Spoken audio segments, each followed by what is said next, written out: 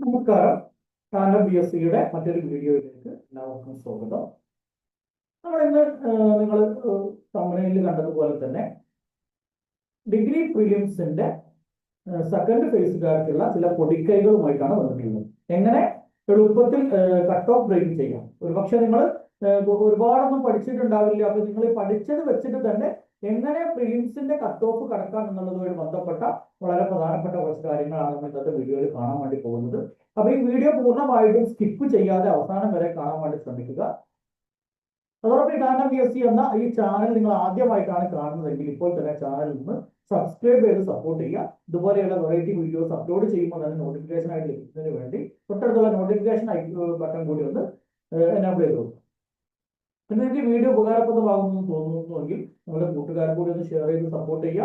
അതോടൊപ്പം നിങ്ങളുടെ അഭിപ്രായങ്ങൾ എഴുതി അറിയിക്കാനും പാടില്ല. അപ്പൊ നമുക്ക് സമയം കളയാതെ നേരെ വീഡിയോയിലേക്ക് പോകാം. അപ്പൊ 28/2/2025 സോറി 28/6/2025 അവിടെ 28/5 എന്നാണ് കൊടുത്തിട്ടുള്ളത്. 28/6/2025 സെക്കൻഡ് ഫേസ് എക്സാം നടക്കുന്നത് അല്ലേ.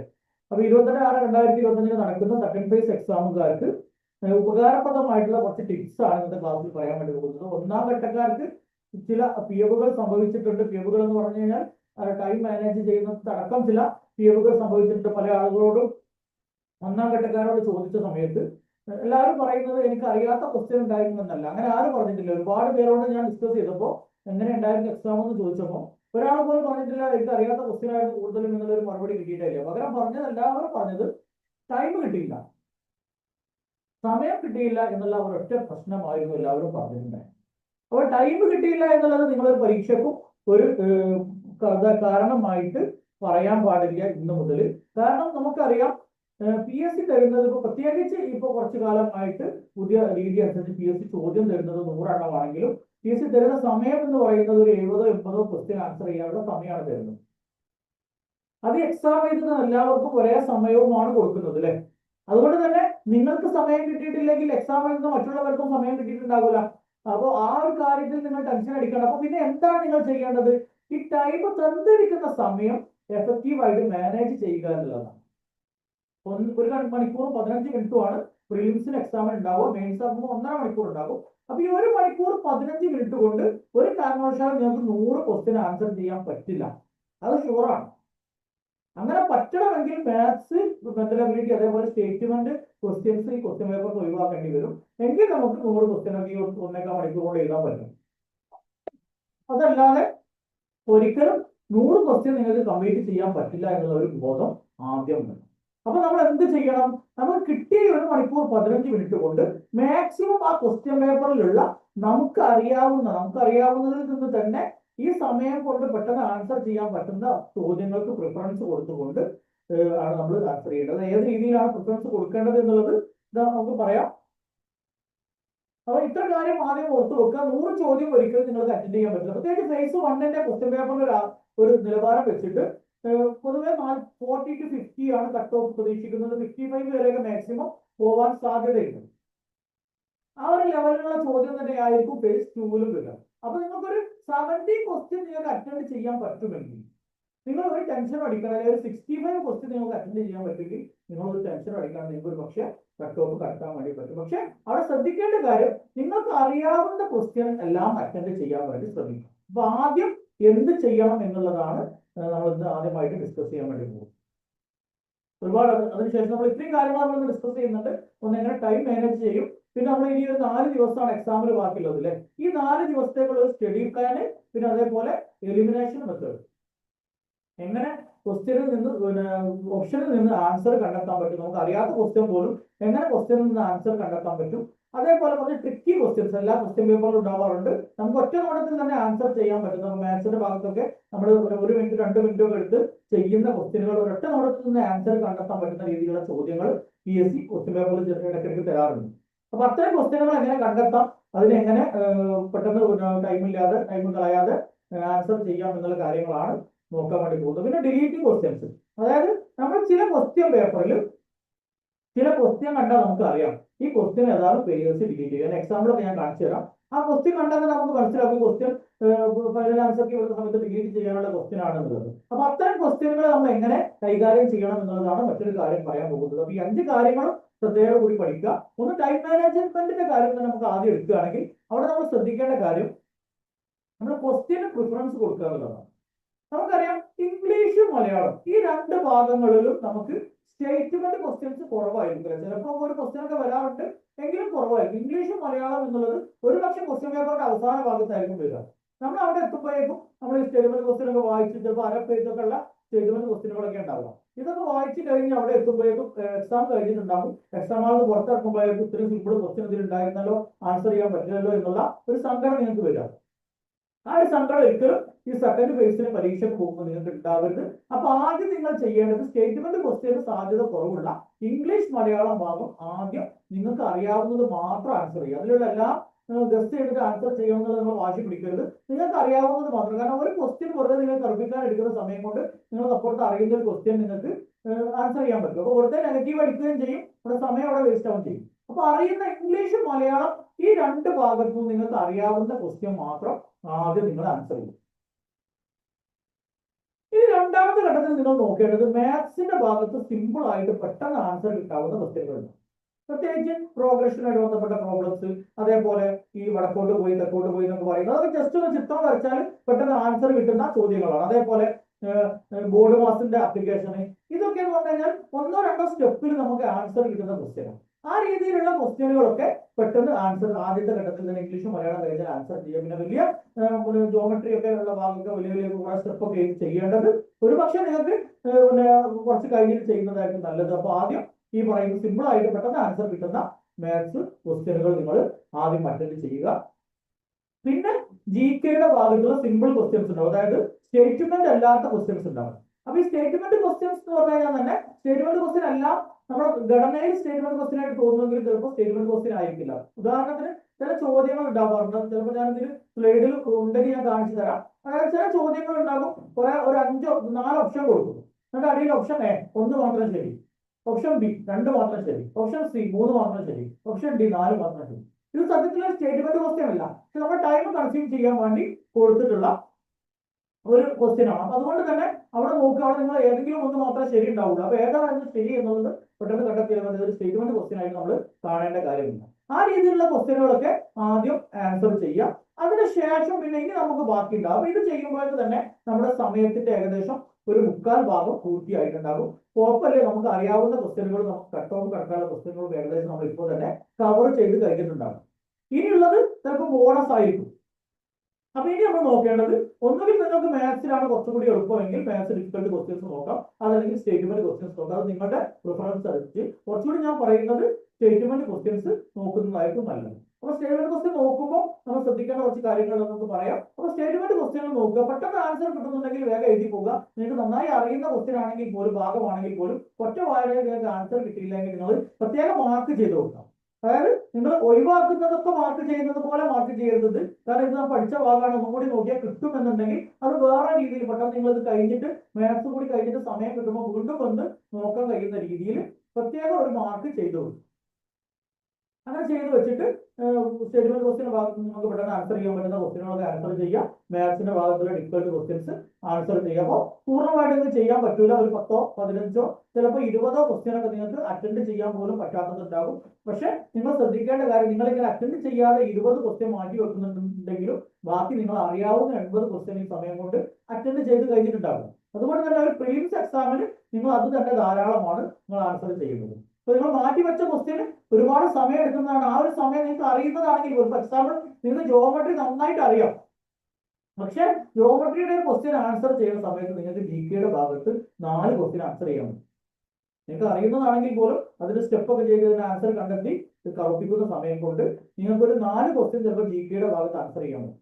അപ്പൊ ഇത് എനിക്ക് അറിയുമെന്ന് കരുതി ഇത് ഞാൻ ചെയ്തിട്ടേ പോകും എന്ന് വാശി പിടിച്ചു നിന്ന് കഴിഞ്ഞാൽ നിങ്ങൾക്ക് അറിയാവുന്ന GK-യുടെ ഭാഗത്തുള്ള 4 ക്വസ്റ്റ്യൻ ആ സമയത്ത് നിങ്ങൾക്ക് മിസ്സാകും. അതുകൊണ്ട് തന്നെ ഞാൻ പറയുന്നത് കുറഞ്ഞ സമയം കൊണ്ട് ആൻസർ ചെയ്യാൻ പറ്റുന്ന എല്ലാ ക്വസ്റ്റ്യനും ആൻസർ ചെയ്തതിനു ശേഷം ഡിഫിക്കൽട്ട് ആയിട്ടുള്ള സ്റ്റേറ്റ്മെന്റ് ക്വസ്റ്റ്യൻസും ഡിഫിക്കൽട്ട് ആയിട്ടുള്ള മാത്സ് പ്രോബ്ലംസും ചെയ്യാൻ വേണ്ടി നിങ്ങൾ ശ്രമിക്കുക. അങ്ങനെ ചെയ്തു കഴിഞ്ഞാൽ തന്നെ നിങ്ങൾക്ക് കട്ട് ഓഫ് മറികടക്കാൻ വളരെ എളുപ്പമായി.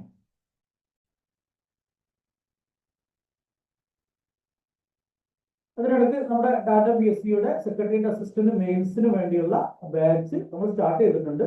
ജൂൺ 16 തീയതിയാണ് നമ്മൾ ക്ലാസ് സ്റ്റാർട്ട് ചെയ്തത്. അപ്പോൾ തുടക്കത്തിൽ നമ്മൾ പേപ്പർ 2വിന്റെ കോമൺ ആയിട്ട് വരുന്ന ചില ടോപ്പിക്കുകളുണ്ട്. പ്രത്യേകിച്ച് കോൺസ്റ്റിറ്റ്യൂഷൻ ഒക്കെ പേപ്പർ 2ലാണ് വരുന്നത്. അതേപോലെ ഗവേണൻസ്, പിന്നെ ജോഗ്രഫിയായിട്ട് ബന്ധപ്പെട്ട ചില ഭാഗങ്ങളൊക്കെ, നാഷണൽ പാർക്ക് പോലെയുള്ള എക്കോസിസ്റ്റം അങ്ങനത്തെ കുറച്ച് ഭാഗങ്ങളൊക്കെ പേപ്പർ 2വിൽ കോമൺ ആയിട്ട് വരുന്ന ടോപ്പിക്കുകളുണ്ട്. അത് വെച്ചിട്ടാണ് നമുക്ക് സ്റ്റാർട്ട് ചെയ്തിട്ടുള്ളത്. കാരണം നമുക്കറിയാം 28-ാം തീയതി സെക്കൻഡ് ഫേസ് കൂടി കഴിയുമ്പോൾ ഇതിന്റെ ഒരു ചിത്രം പൂർണ്ണമാവുകയുള്ളൂ. അപ്പൊ അതിനുശേഷമായിരുന്നു നമ്മൾ ബാക്കിയുള്ള അഡ്മിനിസ്ട്രേഷൻ അടക്കമുള്ള കേരള മോഡൽ ഡെവലപ്മെന്റ് അടക്കമുള്ള കാര്യങ്ങളൊക്കെ സ്റ്റാർട്ട് ചെയ്യുക. അപ്പോൾ നമ്മൾ ക്ലാസ് ജൂൺ 16 സ്റ്റാർട്ട് ചെയ്തിട്ടുണ്ട്. അപ്പൊ താല്പര്യമുള്ള ആളുകൾ ഇതിൽ ജോയിൻ ചെയ്യുക. നമുക്ക് 2 ബാച്ചാണുള്ളത്. ഒന്ന് സ്പെഷ്യൽ ടോപ്പിക് മാത്രമുള്ള ബാച്ച് ആണെങ്കിൽ 1099 രൂപയാണ് ഫീ വരുന്നത്. ഇനി special topic plus GK batch ആണെങ്കിൽ, സ്പെഷ്യൽ ടോപ്പിക്കും GKയും ഒക്കെയുള്ള ബാച്ച് ആണെങ്കിൽ അത് 1499 രൂപയാണ്. ചെറിയൊരു ഫീസാണ് നമ്മൾ ഈടാക്കുന്നത്. പ്രത്യേകിച്ച് സ്പെഷ്യൽ ടോപ്പിക് ഒക്കെ ഡൊമൈൻ നോളജിന്റെ അടിസ്ഥാനത്തിൽ വളരെ കൃത്യമായിട്ട് ക്ലാസ്സുകൾ കൈകാര്യം ചെയ്യുന്നുണ്ട്. നമുക്കറിയാം LSCS എക്സാമിനൊക്കെ നിങ്ങൾ ടാറ്റ PSCയുടെ ക്ലാസ് ഫോളോ ചെയ്തിട്ടുണ്ടെങ്കിൽ നിങ്ങൾക്ക് മനസ്സിലായിട്ടുണ്ടാകും. എല്ലാവരും പകച്ചു നിന്ന ആ ഒരു ക്വസ്റ്റ്യൻ പേപ്പർ പോലും കൃത്യമായിട്ട് ആൻസർ ചെയ്യാനുള്ള രീതിയിലേക്ക് നമ്മുടെ കുട്ടികളെ നമുക്ക് കുറഞ്ഞ സമയം കൊണ്ട് തന്നെ കൊണ്ടുവരാൻ വേണ്ടി പറ്റിയിട്ടുണ്ട്. ആ രീതിയിൽ കൃത്യമായിട്ട് ഡൊമൈൻ നോളജിന്റെ അടിസ്ഥാനത്തിലായിരിക്കും നിങ്ങൾക്ക് ക്ലാസ് ഉണ്ടാവുക.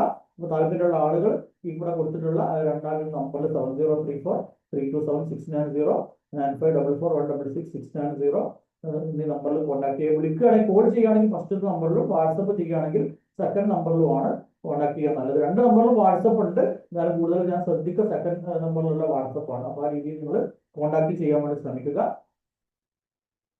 ചെറിയൊരു ഫീസാണ് നമ്മൾ ഈടാക്കുന്നത്. ഈ ഒരു കോഴ്സ് മുന്നോട്ട് കൊണ്ടുപോകാൻ മാത്രമുള്ള ഒരു ഫീസാണ് ഈടാക്കുന്നത്. നല്ലൊരു നിലവാരമുള്ള ക്ലാസ്സുകൾ നിങ്ങൾക്ക് ലഭിക്കും. പ്രഗത്ഭരായ ടീച്ചേഴ്സിന്റെ സേവനം ഉണ്ട്. ഡോക്ടർ ആരിഫ് അലി FP ഉണ്ട്. അതേപോലെ എൻ്റെ ക്ലാസ് ഉണ്ടാകും. പിന്നെ രമ്യ രാമചന്ദ്രൻ എന്ന് പറയുന്ന ജോഗ്രഫി എക്കണോമിക്സിൽ എക്സ്പെർട്ട് ആയിട്ടുള്ള ടീച്ചറുടെ ക്ലാസ് ഉണ്ടാകും. ആ രീതിയിൽ നല്ല ഒരു ക്ലാസ് നിങ്ങൾക്ക് അവൈലബിൾ ആയിരിക്കും. താല്പര്യമുള്ള ആളുകൾ കോൾ ചെയ്യാം. ഓക്കെ. അപ്പൊ ഇനി നമ്മൾ നോക്കുന്നത് ആ ഭാഗത്ത് നിന്ന് നമ്മൾ ശ്രദ്ധിക്കേണ്ട കുറച്ച് കാര്യങ്ങൾ. ഇപ്പോൾ നമ്മൾ പറഞ്ഞ സ്റ്റേറ്റ്മെന്റ് ക്വസ്റ്റ്യനൊക്കെ ആൻസർ ചെയ്യുന്ന സമയത്ത് ചില ക്വസ്റ്റ്യനുകൾ പെട്ടെന്ന് ആൻസർ കിട്ടും. അപ്പൊ ആദ്യം നിങ്ങൾ ചെയ്യേണ്ട സ്റ്റേറ്റ്മെന്റ് ക്വസ്റ്റ്യന്റെ കാര്യത്തിൽ ഞാൻ പറയുന്നത് ആദ്യം നിങ്ങൾ ചെയ്യാൻ ഏറ്റവും നല്ലത് ജസ്റ്റ് ഓപ്ഷനിലേക്ക് ഒന്ന് നോക്കുക. നമ്മുടെ സ്റ്റേറ്റ്മെന്റ് ഒക്കെ വായിച്ച് നോക്കി ചിലപ്പോൾ എല്ലാം വായിക്കേണ്ട ആവശ്യം വരില്ല. ഓപ്ഷനിലേക്ക് ഒന്ന് നോക്കി കഴിഞ്ഞാൽ ചിലപ്പോൾ ചില സ്റ്റേറ്റ്മെന്റ് ഓപ്ഷൻ വേണ്ടി വരും. ചിലപ്പോൾ ഒരൊറ്റ കാര്യം പറഞ്ഞാൽ തന്നെ ചിലപ്പോൾ ആ സ്റ്റേറ്റ്മെന്റ് ആൻസർ കിട്ടും. ആ രീതിയിലുള്ള ഓപ്ഷനുകൾ ഉണ്ടാകും. അപ്പൊ ആദ്യം ഓപ്ഷനിലേക്ക് നോക്കുക. ഇവിടുത്തെ കേസിൽ ഇവിടെ ഇപ്പൊ നോക്കാം. ഓപ്ഷൻ എയിൽ നമുക്ക് 1, 2, 3 ആണുള്ളത്. ഓപ്ഷൻ ബിയിൽ 2, 3, 4 ആണുള്ളത്. ഓപ്ഷൻ സിയിൽ 1, 3, 4 ആണുള്ളത്. അപ്പൊ ഇവിടെ നമ്മൾ ശ്രദ്ധിക്കേണ്ട കാര്യം ഓപ്ഷൻ ഡിയിൽ ആളുടെ പോവാണ്. ഈ 3 എന്ന് പറയുന്ന ഓപ്ഷൻ ഇതിൽ എല്ലാ ഓപ്ഷനിലും ഉണ്ട് അല്ലെ. മൂന്നാമത്തെ സ്റ്റേറ്റ്മെന്റ് ശരിയാണ് എന്ന് ഈ 4 ഓപ്ഷനിലും ഉണ്ട്. അപ്പൊ ഇനി നമ്മൾ മൂന്നാമത്തെ സ്റ്റേറ്റ്മെന്റിനെ കുറിച്ച് ആലോചിക്കാൻ വേണ്ട, അത് ശരിയാണെന്ന് ഉറപ്പാണ്.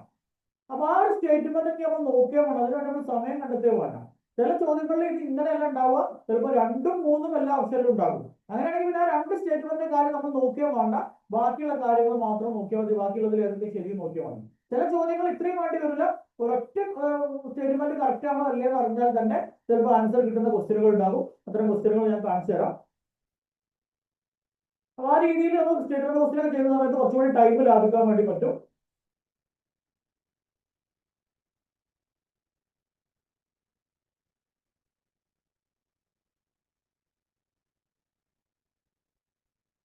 ഈ ഒരു ക്വസ്റ്റ്യൻ നോക്കിയാൽ അറിയാം 2 എന്ന് പറയുന്ന ഓപ്ഷൻ എല്ലായിടത്തും വന്നിട്ടുണ്ട്. അപ്പൊ 2 എന്നുള്ള ഇത് നമ്മൾ പിന്നെ നോക്കിയേ വേണം. അവിടെ 2 നമുക്ക് വെട്ടിക്കളയാം. ഓപ്ഷൻ കണ്ടാൽ തന്നെ 2 വെട്ടിക്കളയാം. കാരണം 2 ശരിയാണെന്നുള്ളത് ഉറപ്പാണ്. കാരണം ഓപ്ഷൻ എയിലും ഓപ്ഷൻ ബിയിലും ഓപ്ഷൻ സിയിലും ഓപ്ഷൻ ഡിയിലും ഒക്കെ 2 ഉണ്ട്. അതുകൊണ്ട് പിന്നെ 2നെ കുറിച്ച് നമ്മൾ തലകുറിച്ച് ആലോചിക്കേണ്ട ആവശ്യമില്ല. ആ രീതിയിൽ നമ്മൾ ഓപ്ഷനുകൾ നോക്കി കഴിഞ്ഞാൽ തന്നെ ചിലപ്പോൾ ചില ക്വസ്റ്റ്യന് നമുക്ക് കുറെ സമയം നമുക്ക് സ്റ്റേറ്റ്മെന്റ് ക്വസ്റ്റ്യനിൽ ലാഭം കിട്ടും. ഇനി ഇവിടെ നോക്കുക. ഇതൊരു സ്റ്റേറ്റ്മെന്റ് ക്വസ്റ്റ്യൻ ആയിട്ട് കഴിഞ്ഞ എക്സാമിന് വന്നിട്ടുള്ളതാണ്. ദ ഹ്യൂമൻ റൈറ്റ് ഡേ 2024 തീം. ഇവിടെ സ്റ്റേറ്റ്മെന്റ് ക്വസ്റ്റ്യൻ ആക്കി വെറുതെ കൊടുത്തുള്ളതാണ്. ഇവിടെ ഓപ്ഷൻ നോക്കൂ. ഓപ്ഷൻ എയിൽ ഓൺലി 1, ഓപ്ഷൻ ബിയിൽ ഓൺലി 2, ഓപ്ഷൻ സിയിൽ ഓൺലി 3, ഓപ്ഷൻ ഡിയിൽ ഓൺലി 4. ഇതൊരു എക്സാമ്പിൾ ആയിട്ട് പറഞ്ഞിട്ടുള്ളതാണ്. അതുപോലെ ഒരുപാട് ചോദ്യങ്ങൾ പരീക്ഷയ്ക്ക് വരാറുണ്ട്. അപ്പൊ നമ്മൾ വെറുതെ അവിടെ സ്റ്റേറ്റ്മെന്റ് ക്വസ്റ്റ്യൻ ആണല്ലോ വിചാരിച്ചിട്ട് ടെൻഷൻ അടിക്കേണ്ട ആവശ്യമില്ല. ഇവിടെ ആകെ ഏതാണോ ആൻസർ അത് കണ്ടെത്തിയാൽ മതി. ഇവിടെ സ്റ്റേറ്റ്മെന്റ് ക്വസ്റ്റ്യന്റെ സ്വഭാവം ഈ ഒരു ക്വസ്റ്റ്യൻ ഇല്ല. അങ്ങനത്തെ ക്വസ്റ്റ്യനുകളും വരാറുണ്ട്. പിന്നെ നമ്മൾ നോക്കേണ്ട കാര്യം ഈ രണ്ട് ക്വസ്റ്റ്യൻ നോക്കാം. നേരത്തെ പറഞ്ഞിട്ടുള്ള ഒരു കാര്യമാണ് ഡിലീറ്റഡ് ക്വസ്റ്റ്യൻ. കാരണം ഈ രണ്ട് ക്വസ്റ്റ്യൻ കണ്ടാൽ നമുക്ക് 90% ഡിലീറ്റ് ചെയ്യാൻ സാധ്യത ഉണ്ടെന്ന് തോന്നുന്ന ക്വസ്റ്റ്യനുകളാണ്. ഇവിടെ നോക്കുക, ദ അമെൻമെന്റ് of Indian constitution known as mini revision. Mini revision എന്ന് അറിയപ്പെടുന്ന ഭരണഘടനാ ഭേദഗതി ഇല്ല എന്ന് നമുക്കറിയാം. മിനി കോൺസ്റ്റിറ്റ്യൂഷൻ ആണുള്ളത്. നമുക്ക് ആൻസർ കിട്ടി. കാരണം ഈ ക്വസ്റ്റ്യൻ ചോദിക്കാൻ ഉദ്ദേശിച്ച ആൾ എന്താണ് ഉദ്ദേശിച്ചതെന്ന് നമുക്കറിയാം. പക്ഷെ ഇത് ഈ ഒരു കേസിൽ ഇത് പെട്ടെന്ന് ആൻസർ കിട്ടുന്നതിന് കൂടുതൽ സമയമൊന്നും വേണ്ടി വരില്ല. പക്ഷെ കൂടുതൽ ടൈം എടുക്കുന്ന ക്വസ്റ്റ്യനുകളാണെങ്കിൽ നമുക്ക് ഈ ചോദ്യം കാണുമ്പോൾ തന്നെ ഇത് ഡിലീറ്റ് ചെയ്യാൻ സാധ്യത ഉണ്ടെന്ന് കണ്ടാൽ നമ്മൾ പെട്ടെന്ന് അത് ഒഴിവാക്കാം. കാരണം അതിന് തന്നെ പറഞ്ഞാൽ നമുക്ക് സമയം കളയാം. പക്ഷെ ഈ കേസിലൊക്കെ വേണമെങ്കിൽ നമുക്ക് ആൻസർ ചെയ്യാം. ഇത് ഡിലീറ്റ് ചെയ്ത ക്വസ്റ്റ്യൻ ആണ്. പക്ഷെ ഇതിൽ ആൻസർ ചെയ്യാൻ അതുമാത്രം ടൈം ഒന്നും വേണ്ട. 40 സെക്കൻഡ് ആണ് ഉദ്ദേശം എന്നുള്ളത് കണ്ടിട്ട് ഈ പെട്ടെന്ന് നമുക്ക് ഉറപ്പിക്കാം. പക്ഷെ ഈ അടുത്ത ക്വസ്റ്റ്യൻ നോക്കൂ. ഒരു സമഭുജ ത്രികോണത്തിന്റെ ഒരു വികരണത്തിന്റെ നീളം 18 സെന്റിമീറ്റർ. ഇത് കഴിഞ്ഞ സെക്രട്ടേറിയറ്റ് ഓയ മെയിൻസും ചോദിച്ചിട്ടുള്ള ചോദ്യമാണ്. ഈ ചോദ്യം കണ്ടപ്പോൾ എല്ലാവർക്കും തോന്നിയിട്ടുണ്ടാവും സമഭുജ സാമാന്തരികത്തെ കുറിച്ചാണ് കവി ഉദ്ദേശിച്ചതെന്ന് തോന്നിയിട്ടുണ്ടാവും അല്ലെ. പക്ഷെ ഇവിടെ ചോദിച്ചത് സമഭുജ ത്രികോണത്തിന്റെ വികരണത്തിന്റെ നീളമാണ് പറഞ്ഞത്. സമഭുജ ത്രികോണത്തിന് വികരണം ഉണ്ടാവില്ല എന്നുള്ളത് നമുക്കൊക്കെ അറിയാം. പക്ഷെ നമ്മളുടെ ക്വസ്റ്റ്യൻ കറക്റ്റ് ചെയ്ത് ഈ ക്വസ്റ്റ്യൻ ആൻസർ ചെയ്യാൻ വന്നതിന് എത്ര സമയം എടുക്കും? ഇതിന് അത്രയ്ക്ക് ടൈം എടുത്ത് നമ്മൾ ആൻസർ ചെയ്ത് വൈകി വരുമ്പോൾ അവസാനം ഫൈനൽക്ക് വരുമ്പോൾ ഇത് ഡിലീറ്റ് ചെയ്യുന്നത് ഉറപ്പാണ്. കാരണം സമഭുജ ത്രികോണത്തിന്റെ ഇതിന്റെ വികരണം ഉണ്ടാവില്ല. ആ ചോദ്യം അവിടെ തെറ്റാണ്. അപ്പോൾ ഡിലീറ്റ് ചെയ്യുന്നത് നമുക്ക് കണ്ടാൽ ഉണ്ടാവില്ല. അപ്പൊ നമ്മുടെ ചോദ്യം കറക്റ്റ് ചെയ്യാൻ നിൽക്കണം. നമ്മൾ PSC എക്സാമിനേഷൻ ആണ് നമ്മുടെ പണി ചോദ്യം കറക്റ്റ് ചെയ്യാറില്ല. കാരണം തന്ന ചോദ്യത്തിൽ മിസ്റ്റേക്ക് ഉണ്ട് എന്ന് ഉറപ്പാണെങ്കിൽ ഇത് ഡിലീറ്റ് ചെയ്യുമെന്ന് 99% നമുക്ക് ഉറപ്പാണ്. അപ്പൊ അതിനു വേണ്ടി പിന്നെ നമ്മൾ വെറുതെ സമയം കളയുന്നതിൽ നല്ലത് ആ സമയത്ത് മറ്റൊരു ക്വസ്റ്റ്യൻ ചെയ്യുന്നതാണ്. എല്ലാ ക്വസ്റ്റ്യനും അറ്റൻഡ് ചെയ്തതിനു ശേഷം സമയം ഉണ്ടെങ്കിൽ നിങ്ങൾ ഈ ക്വസ്റ്റ്യൻ അറ്റൻഡ് ചെയ്തോളൂ. അങ്ങനെ സമയം ഈ ഡിഗ്രി പ്രിലിംസിന് കിട്ടാൻ സാധ്യത കുറവാണ്. അപ്പൊ അങ്ങനെയാണെങ്കിൽ മാത്രമേ ഇത്തരം ഡിലീറ്റ് ചെയ്യുമെന്ന് ഉറപ്പുള്ള ചോദ്യങ്ങൾ കാണുകയാണെങ്കിൽ ആൻസർ ചെയ്യാൻ നിൽക്കേണ്ടതുള്ളൂ എന്നുള്ള കാര്യം നിങ്ങൾ പ്രത്യേകം ശ്രദ്ധിക്കുക. ഈ ഒരു ചോദ്യം, ഈ ചോദ്യത്തിന്റെ സ്റ്റേറ്റ്മെന്റ് ക്വസ്റ്റ്യൻ ആണ്. പക്ഷെ നമുക്കറിയാം ഇവിടെ കോമൺ ബിയിൽ ആനിമസെന്റ് ആണെന്ന് അറിയുന്ന ഒരാൾക്ക് ഇത് പെട്ടെന്ന് ആൻസർ.